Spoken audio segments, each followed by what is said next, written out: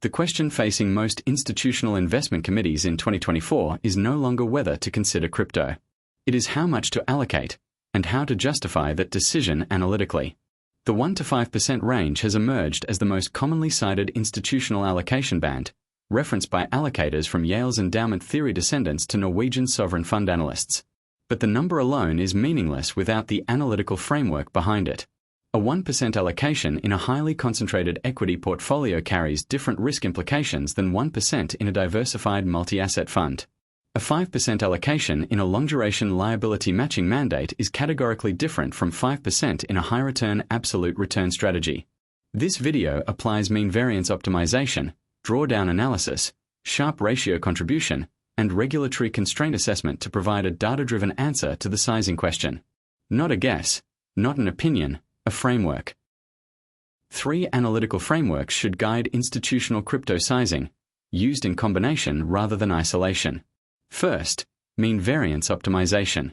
Multiple academic studies, including work from Yale SOM, the University of Chicago Booth School, and institutional research from JP Morgan, have found that adding Bitcoin to a traditional 60/40th portfolio improves the efficient frontier.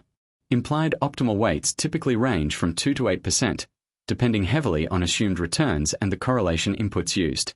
The sensitivity to assumptions makes this framework a directional guide rather than a precise answer. Second, maximum drawdown constraint. Bitcoin's 77% peak-to-trough decline from November 2021 to November 2022 is the relevant stress scenario.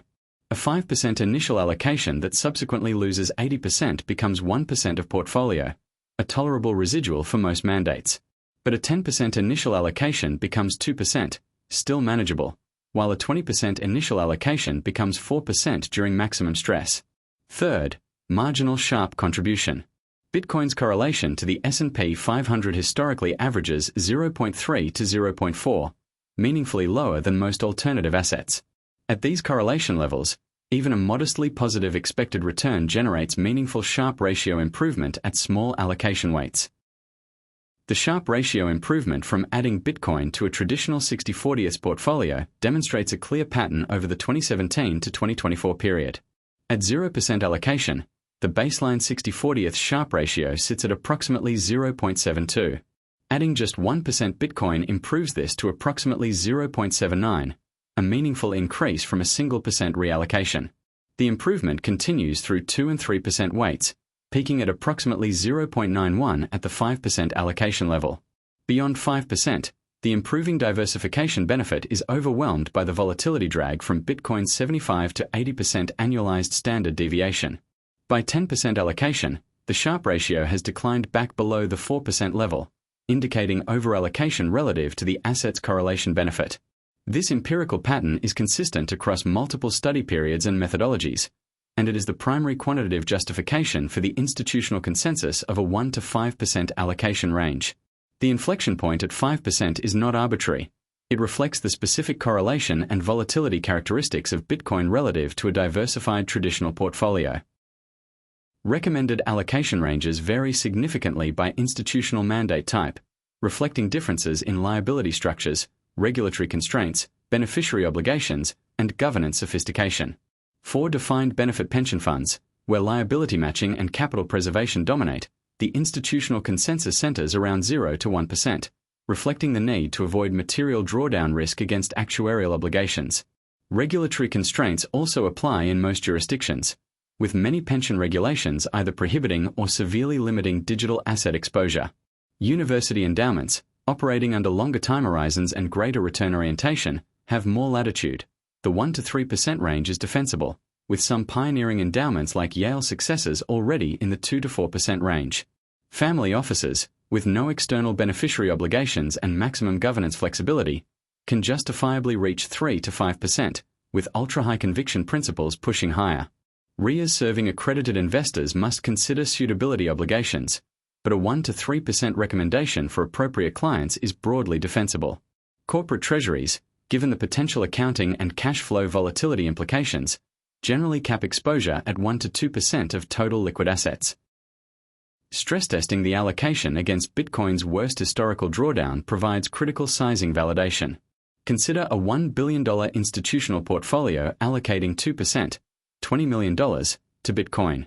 If Bitcoin subsequently declines 77%, replicating the 2021 to 2022 drawdown, the position falls from $20 million to approximately $4.6 million. The loss to the overall portfolio is $15.4 million, 1.54% of total portfolio value. For a mandate with a 5% maximum drawdown policy for any single holding or strategy, this is within tolerance. The residual allocation of 0.46% provides continued upside exposure in any recovery scenario, while the portfolio overall has experienced a manageable single-position stress loss. This validates the 2% starting point as the rational entry level for most institutional mandates with conventional risk frameworks. An institution comfortable with a 3% scenario loss from a single position can justify a 4% initial allocation. An institution with a strict 1% maximum single position stress loss should remain at or below 1.3% initial Bitcoin weight. 3 sizing mistakes consistently undermine otherwise well-constructed institutional crypto frameworks. First, rebalancing neglect. A well-considered 2% Bitcoin allocation that grows to 15% during a bull market cycle without systematic rebalancing has effectively become a 15% bet. Investment policy statements must specify rebalancing triggers, either calendar-based quarterly rebalancing or percentage threshold triggers at the 3, 5, or 7% levels, to maintain the intended risk profile. Second, single asset concentration within the crypto allocation. A 2% allocation to Bitcoin is not equivalent to 2% in a small-cap altcoin.